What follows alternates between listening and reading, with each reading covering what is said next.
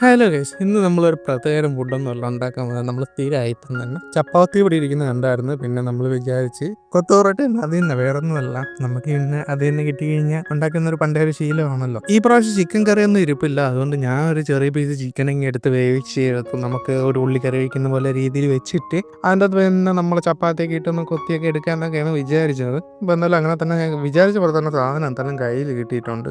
പഴയതുപോലെ ഒന്നുമില്ല, ഇപ്പോൾ ഫുഡ് ഉണ്ടാക്കാൻ വേണ്ടി നല്ല മടിയാണ്. വീണ്ടും വീണ്ടും മടി കൂടിക്കൊണ്ടിരിക്കണമെന്ന് എനിക്കറിയത്തില്ല. ഇതിൻ്റെ ഇടയ്ക്ക് നല്ല രീതിയിൽ ടേസ്റ്റൊക്കെ ഉണ്ടോ എന്നൊക്കെ എടുത്ത് നോക്കുന്നുണ്ട്. എന്തായാലും ടേസ്റ്റൊക്കെ ഉണ്ട് കേട്ടോ.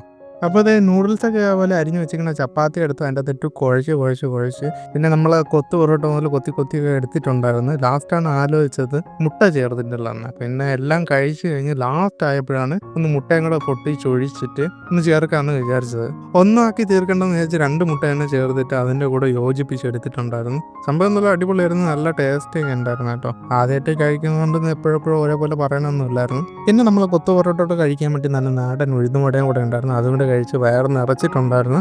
അപ്പോൾ ഇന്നത്തെ ദിവസം എന്തായാലും കഴിഞ്ഞിട്ടുണ്ട്. അടുത്ത നല്ല വീഡിയോസുമായി വീണ്ടും കാണാം. Bye guys.